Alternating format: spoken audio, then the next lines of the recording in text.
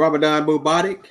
I want to welcome everyone to our Ramadan, Pioneer Sunday here at Masjid Al Quran, and Masjid WDM.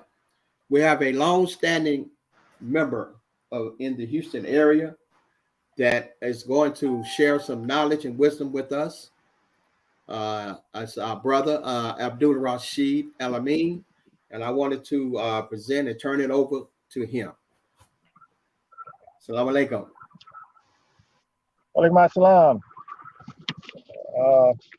I really want to express my appreciation and surprise when I received a call today from Imam Farouk, a long time pioneer also and member. We were talking last night, but we mentioned us being pioneers, and we started reflecting on all the pioneers we know.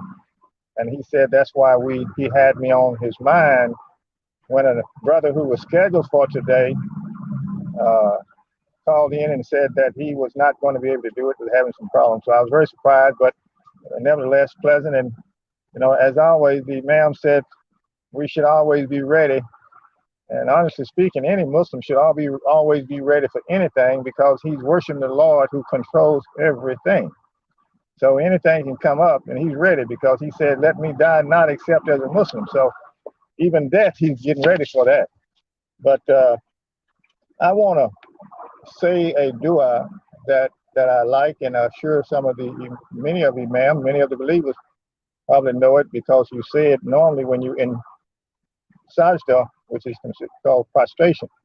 This is a Taleem time that we have been using for many years. I'm going to say this dua and then I'll get started. Allahumma maghfirli zanbi kullihi diqqahu wa jalahu wa akhwalahu wa akhirahu wa alahniya yattahu wa sirahu. And it means, "Oh Allah, forgive all of my sins, minor one and major ones I committed previously and the ones I commit in the future, and the ones I commit openly, and certainly those who ones I committed secretly." And Allah's word is the truth. Today, I want to talk about pioneers, but I'm going to talk much about my own life as a pioneer. But I want to say to individuals listening that pioneer is a very special person. In the days of the settlement for the American colonies, they called them Quakers. I could explain why they were called Quakers, but we won't deal with that. But that's a unique description for a pioneer. And they call them pilgrims. We understand what pilgrim is because we associate that with Hajj. So that's a special struggle there. But a pioneer really come from the root word peon. And you wouldn't think they would be related, but there's a lot to be explained about that. So being a pioneer is really talking about Adam, and it's talking about human nature, and how the human nature starts out in this new environment called the creation, and it has to find its way. The nature has to find its way, but the nature is not alone. The creation is there to guide the nature to the God's destiny we call the Akira. So we have a lot to understand about what we are talking about today in terms of a pioneer. And I'm going to start with my life in 1969, when I first became acquainted with, I knew about the Nation of Islam before then, but my acquaintance came from a classmate of mine at Prairie View who used to be Muhammad Ali's bodyguard. And that's how I met him. He was my classmate, and you all know him. They call him Mr. T, the one that used to play on the A team, Mr. T. And he was my roommate. and he told me a lot about the nation. So I came to Masjid 45 on Polk with him, and I started my paperwork. And so I've been associated with the Nation of Islam since 1969. Of course, I didn't finish everything because I had to ask unfortunately, I had to ask a wrong question, and I was told to tear up my letter that I was writing and get out. But it was an interesting experience for me. Minister Raymond X was the one who told me to get out and had the brothers escort me out, and I won't go in. But long story short, I kept coming around. Muhammad T. Rowe, they called him at the time, Mr. T. He kept sharing with me information concerning the movement in the Nation of Islam, and then I got out of contact, got into business, graduated from college, University of Houston, went into business, became a real estate broker, and then I met Brother Bilal Muhammad one day in the Salam restaurant, Salam Oasis. It used to be owned by Brother Omar, a very strong pioneer, and Hassan. I think they were partners, I'm not sure, but I was sitting in this restaurant eating, and Bilal came in and he started yelling, "The messenger is going to talk today," you know. I guess he knew that we would all take it. I'm thinking, he said, he didn't clarify it for me, so I was going to go over and listen. And I didn't know. That was 1970, 75, 77. See, Imam Muhammad, I came into office, I believe, 1975. So it was Imam Muhammad. And I sat and I listened. I had a good life, you know, wearing those, back then, you know, wearing those high heel boots, you know, driving a fancy van with a lake of water on the front of it, customized van, nice real estate business. And I got so excited when I heard Imam W.D. Muhammad, I jumped up and said, "This is exactly what I've been looking for." And I went home and I took everything out of my refrigerator. I threw everything away. My wife thought I was crazy. So she had to put up with that, you know, because, you know, when you're doing pretty good, we're not as quick to leave the money. But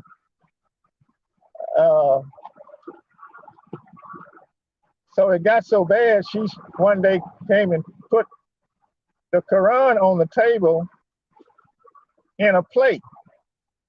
And she said, "This is what I'm going to be feeding you from now on. You eat this since you're so interested in it."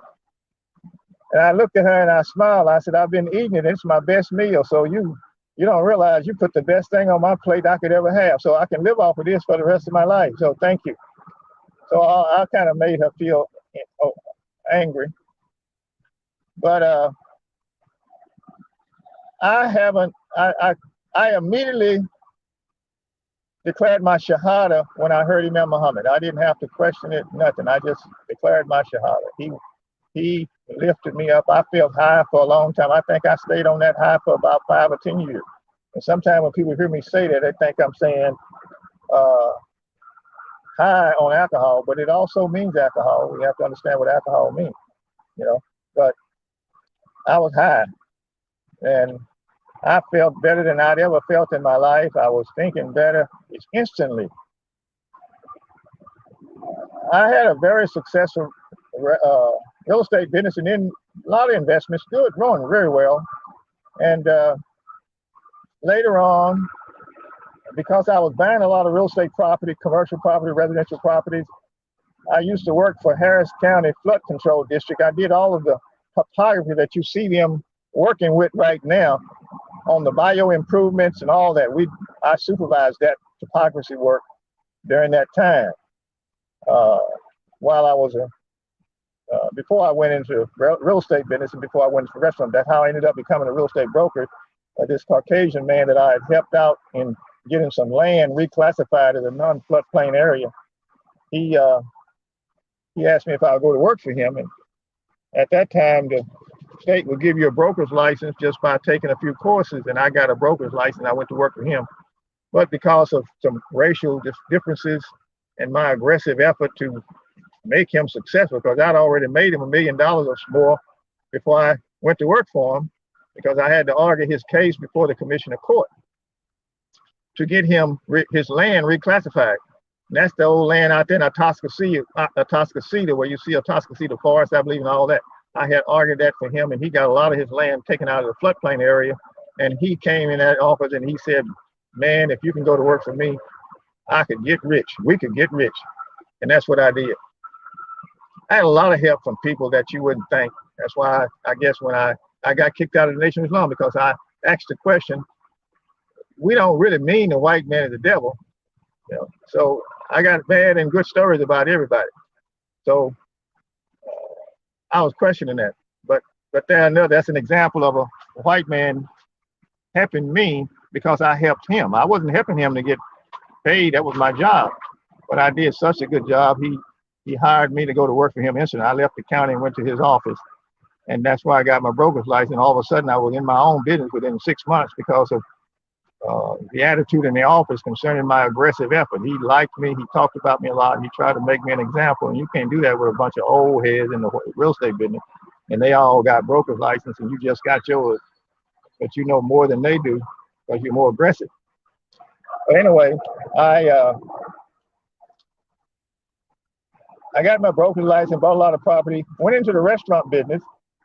That was really an inspiration from Brother Yaqub Muhammad, who is a pioneer and he's deceased now. May Allah bless him with paradise and forgive him his sin. Brother Charles Rashid, Brother Abdul's brother, L.C. Muhammad. They were the inspiration for me. They helped me get started. I started buying the fish and bringing it in for everybody because they were not able to keep a large enough quantity here in Houston because the company we were working with out of North Carolina called Starboard, they were bringing it from all over the world, but I took over the purchasing responsibility for Houston because I had the cash to do it. So I bought the fish in, went to New York, set up an arrangement with, many of y'all know Samsudeen. He's worked with the master there to buy that property there in Harlem. Him and I sat down and talked. Another brother that was a lawyer there, we sat down and talked. We got an agreement that I will be buying the fish and bringing it in. So I brought in large quantities of fish into Houston. Matter of fact, we had so much fish coming in that I was selling to all the Oriental restaurants before they went. And behind us, I was buying all that and bringing it in. I used to service most of them when they first got started, when the Orientals started opening up the fish markets. Of course, they kept every box they got and everything on shrimp and everything until they got to the point where they could take that away from us. They actually bought the boats out of Colata we were buying the shrimp from. They bought those boats and took the business away from me and forced me out of the wholesale business into just restaurant operation. I intended to be a wholesaler for the Fish Kings. And I remember telling Yaqub, I said, Yaqub, I'm not going to rent no property to run a restaurant. And I already have 2 restaurant locations I already purchased, so I'm going to put my restaurant in those locations. I'm in the real estate business. I'm not a restaurant owner. And so I want to own I want to own my restaurant. I want to own it lock, stock, and barrel. I don't want to be no renter because that's a hard business. I can look at your cash flow. You're doing real good, but that's pocket money. You got to work all the time. I used to feel shame going to the masthead because I would smell like fish. I didn't like being near Rashid and Yaqub when we go to the masthead because they smell like fish when I'd meet them. And so I got shame of that, but I stayed at it. I came into the community when I heard Imam Muhammad. I'll tell you what inspired me. I said all we ever needed was a moral influence for our life to take over our neighborhood. And Imam Muhammad lit me up with that because I was already inspired with that idea because I was in the black movement. I was associated with Carl Hampton and the People Party too. I got acquainted with them through Panther Party because I knew H. Rap Brown. I met him in Miami when I went down there as an engineer when I was at Prairie View, they sent me down there as an engineer. I worked for Pan American Airlines as a student worker, what they call a student work study program. So I got dismissed from Prairie View because my mouth got too big after I heard H. Ralph and Stokely with the Black Power movement. And Huey Newton impressed me very much. So I was a country boy that was just lit up with a lot of energy, and Imam Muhammad just turned me into a whole new person when I heard him. So I said, we're going to take over this community. So I went buying everything I could find. I could find anything I could find. I'd buy it. I'd buy it, restaurant, real estate, residential property, apartments. And I dedicated my whole life to that. My first divorce came because I was so devoted to that I didn't spend my money for anything but something that would produce an income. And my wife would attest to that. I think we never bought a new car. And you can drive your family away from you being so disciplined and engaged in something that you believe is going to pay off in the near future. And I believe that I told her that I was going to believe. I didn't want no new vehicles. I didn't want nothing I didn't own at the time. But fast forward, that restaurant business was a big investment. We ended up about 10 locations. Our partnership set up what I call a fishboat franchise with a lot of brothers. And my blood brothers, I did 2 with them.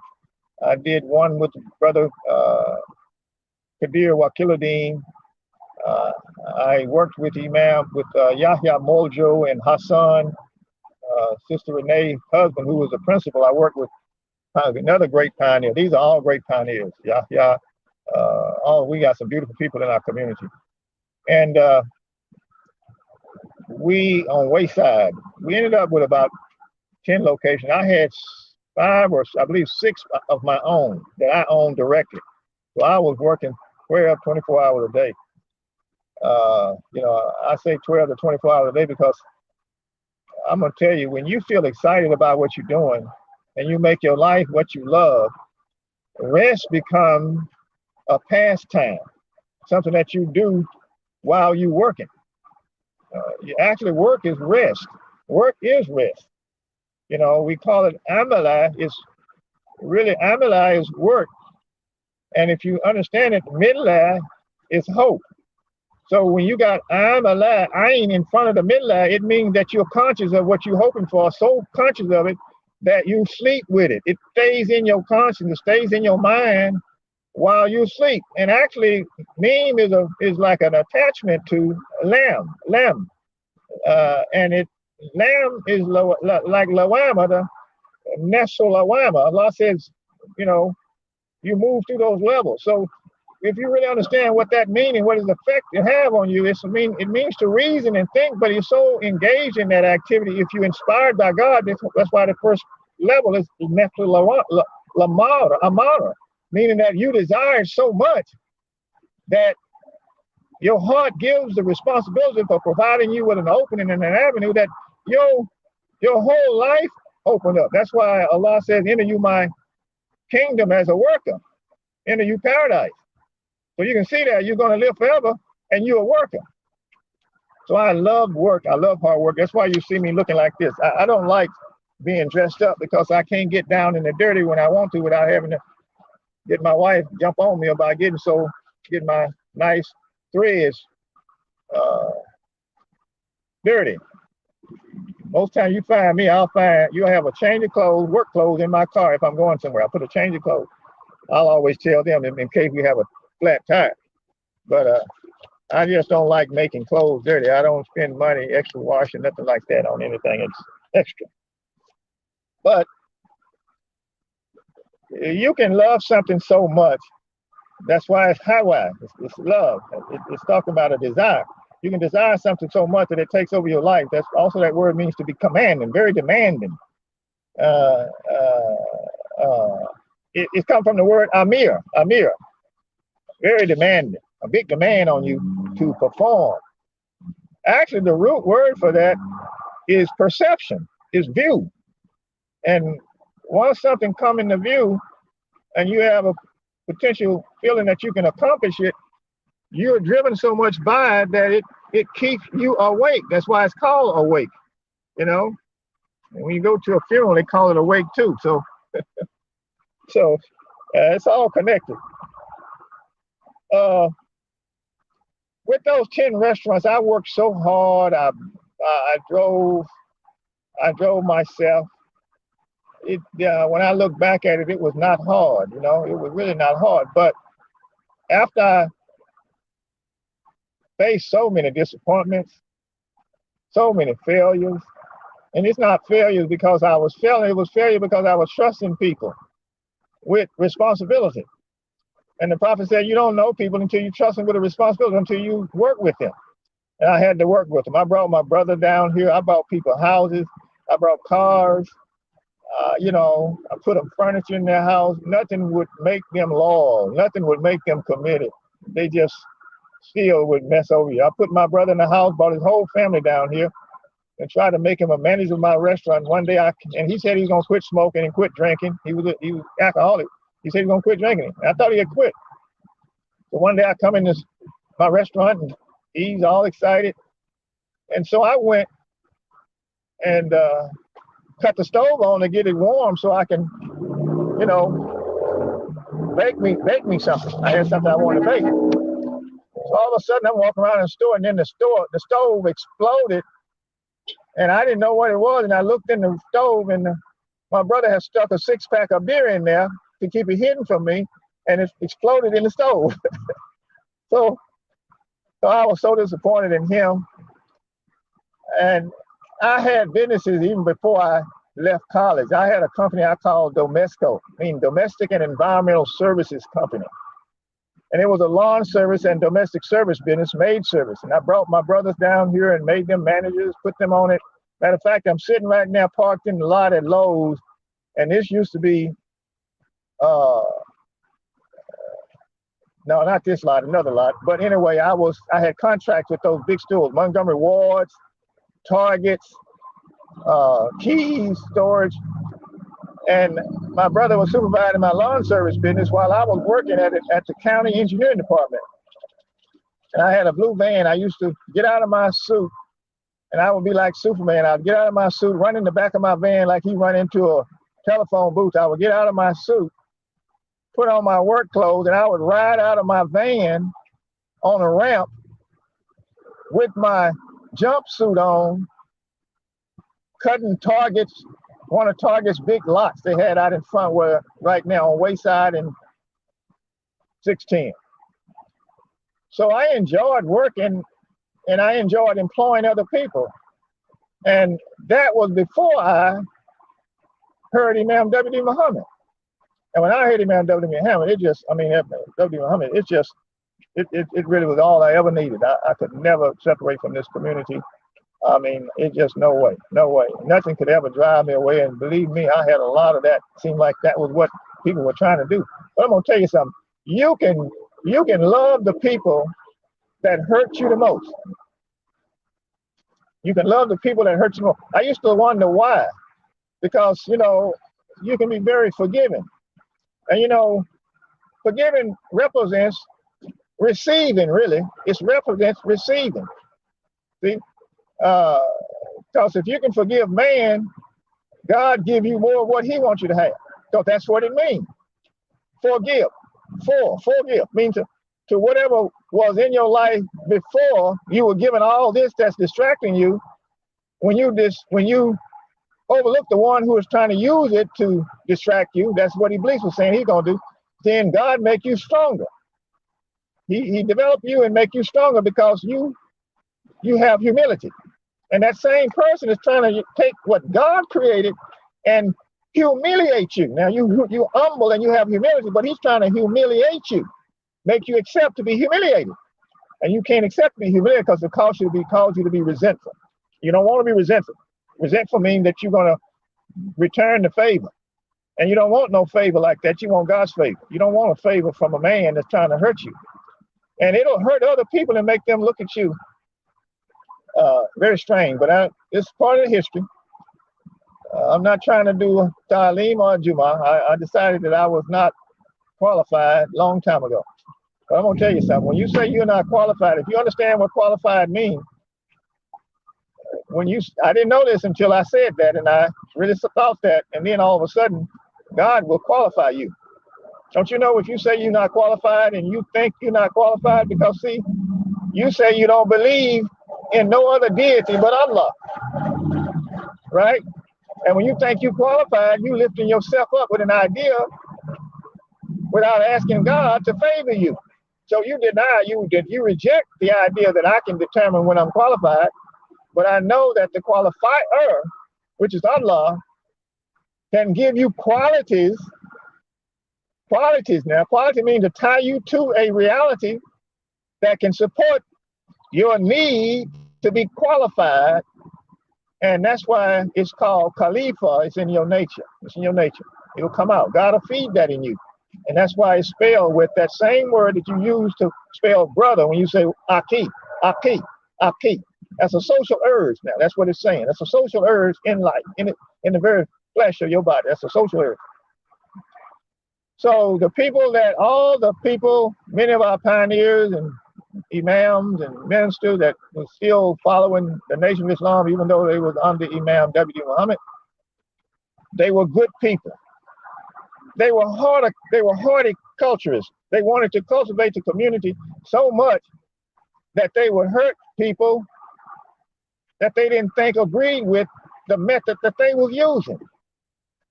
And so you couldn't have a discussion and disagree. So I'm trying to give you a very kind explanation of what some people thought was bad blood between different people at that time. I have no bad blood between anybody I've ever known. We're doing some great things. We got 2 great masjids, 3 great masjids, 5, 6 great masjids. Masjid Taleem, Masjid W. Muhammad. We're getting ready to put a nice facility in. I feel so happy and joy that we've come this far, that we've done so well, and that we are doing so much in our outreach. And we got young imams that are getting qualified. We got a great imam in W. Muhammad Masjid, Imam Dr. Wazi Ali. I mean, I'll be honest with you, saying that like that make me almost cry when I think about some of us that didn't have no skills, just thugs off the street teaching this religion. And now we got doctorate degrees. Imams, great contacts, very diplomatic, born in the community.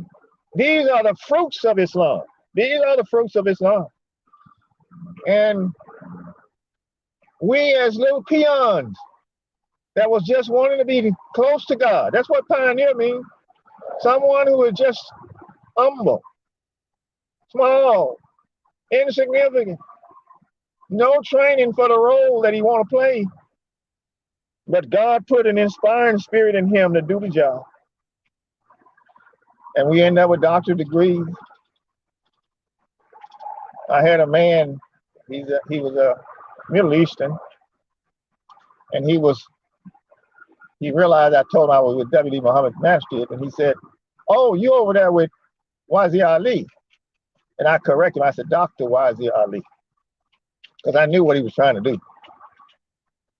I said, "Yeah, Dr. Wazi Ali, he's our imam. Matter of fact, he's the imam for your community too. They've hired him and used him a lot. And he actually has a whole community called Mercy Community Center. He's an imam over, and he's working with another doctor, and he himself is a dietitian, doctor in dietetics." So I said, very, very knowledgeable brother, very wise brother. He said, "Oh yeah, I know." So he didn't want me to go on because he was talking, but I wanted to let him know I didn't want him to downplay the quality of our leadership. But anyway, I appreciate Imam Farouk giving me a call and asking me to take this brother's place. And I want to mention something that I really feel more than proud of. The properties that we have purchased, the new masjid that we built, new masjid that Imam Masjid Taleem, what's called First Taleem, and their effort over there with Charles Rashid. I call him Imam Charles Rashid, another one of those pioneers, peon, small person, big dream. Worked with them, got that started, and they built it, cash round up. I could say a lot about that master when they first got started. They struggled, but they was just lawn service people coming out of prison, had a dream, and it made it come to truth. Got a library over there now. It's gonna probably rival any library you can have in any fancy building with the quality of material they're putting in there. And the recreation public center, public facility that they build in Imam Kazim Ahmed, another great pioneer, hard-working brother. I'm sure, I know he's not a stranger to anybody that on this call. Going to be a monument to him. He was an educator, self-taught man. One of those, another pioneer, reflecting the image, coming off the street, hearing Elijah Muhammad and taking up the call. And it's like the Quran says, I heard a calling in the wilderness, and these are brothers coming out of the wild environment and taking up that call. Imam Kamaluddin, and we're building the Imam Kamaluddin Community Center. Another great pioneer, very strong, hard talking brother, dump fire on you. I thank Allah that he was in my life. He dumped a lot of fire on me, but I'm telling you, he just fired me up more, and he's given me the spirit that I have now. These are great people in our lives. We've had great people in our lives. Imam Wazir Ali, Imam Dr. Wazir Ali's father. I remember when he came down to visit me once, and we sit in my garage that I converted into a den, and I remember we used to sit there and read the Quran. And I don't even think Wazir Ali was born at that time. I think he's in his early 40s, maybe in his early 40s, but I'm 70, so no, he wasn't born at that time. He wasn't born at that time. I don't think he was born. His mother may have had him may have been pregnant. I don't know. But anyway, strong brother. Sometimes we are so strong, we produce good when we're doing bad. We can be so hard on our family and so hard on our spouses. We be doing bad and we don't know it. We're so committed to it, Allah turns it into good. That's why you had dedicated people like Imam Wazir Ali, produced from a man like that. That's why you have a person like me in this religion after coming from a terrible home environment, 14 kids in the family.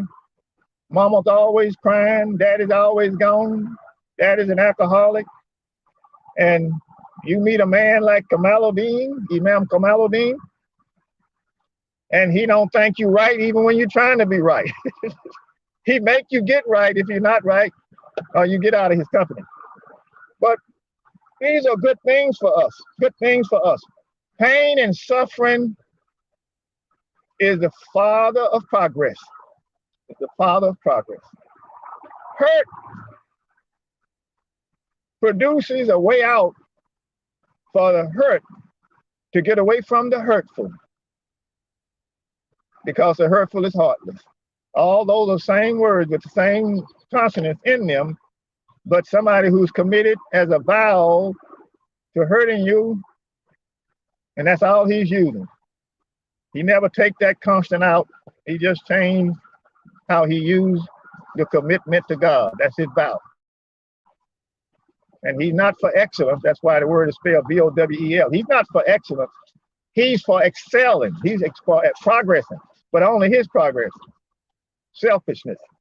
But anyway, all that will produce good for you when you obey Allah.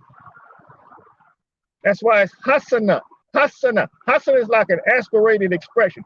You hear it? Hasana. Hasana. It's like me saying, hustle up. Hustle up. Mean, hey, strengthen up. Lift up your cheek.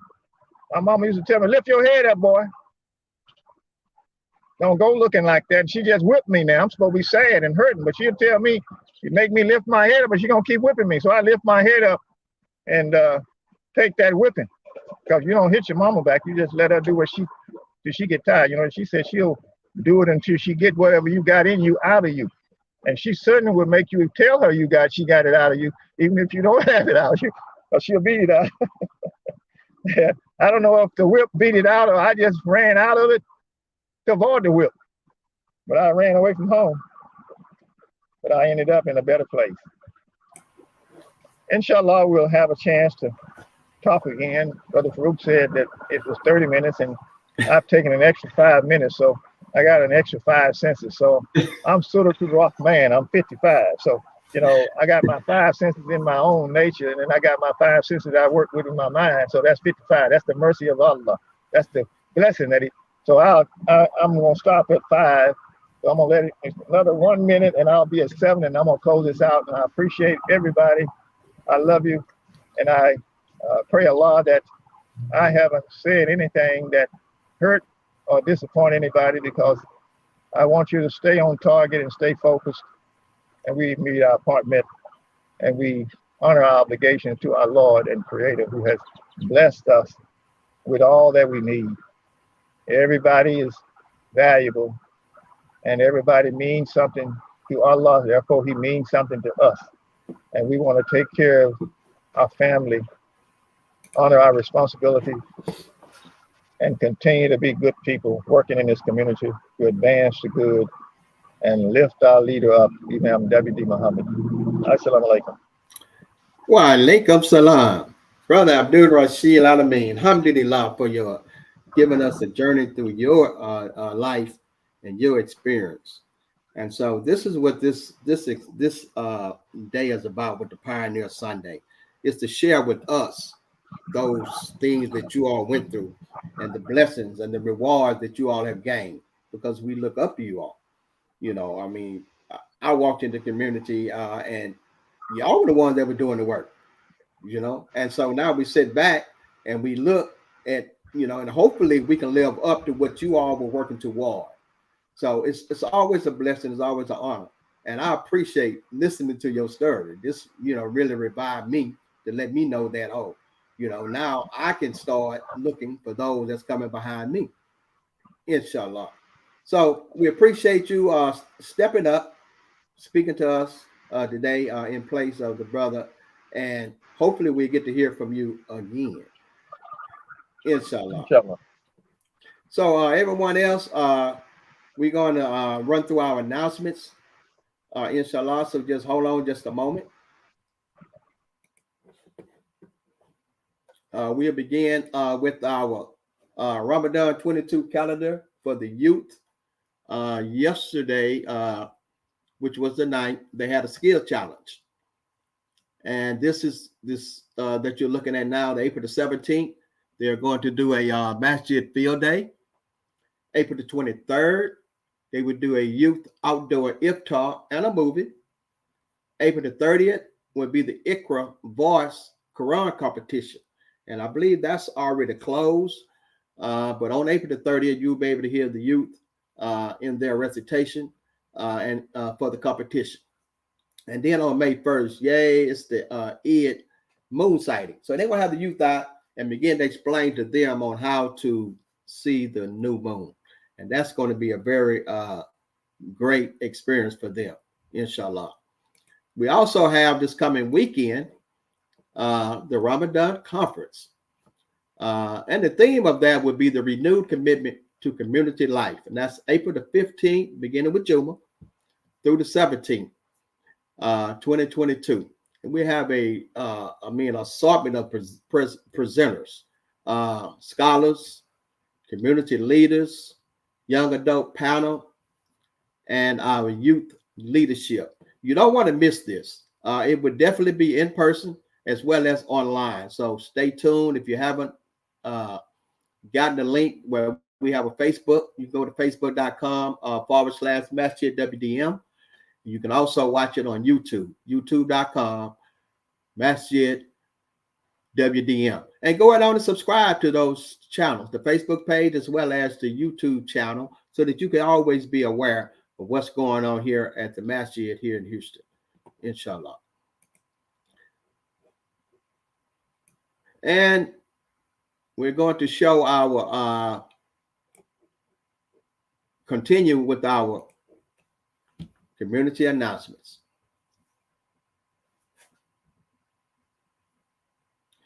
Every Friday, virtual khutbah will be held at 1:30 Central Daylight Time at Masjid Taleem Muhammad, and that is in person as well as online. Also available in person the Juma times or khutbah 1:30. Salat will be at 2 o'clock in Masjid Taleem Muhammad. Also, be a part of the 100 believers to commit to donating. This is Ramadan, so you want to try to get your blessings in, and you want to donate what you can, a little over what you can, to help support the masjid. Also, in-person Juma is also available at Mercy Community Center. First khutbah begins at 1:30, prayer salat at 2, and the second khutbah will begin at 2:30, salat being at 3. Also, you want to be a part of the Merciful 313. That's again Ramadan, so you want to make sure you give a little over or extra to get the blessings of this month. Our Taleem, as we heard from our pioneer brother today, and our first Sunday is always office of the imams, the third is the youth, and the fourth would be the mizan, sisters. Your zakat is always needed. You can go to masjidwdmuhammad.com to give. Also at Mercy Community Center, your zakat and donations are also needed.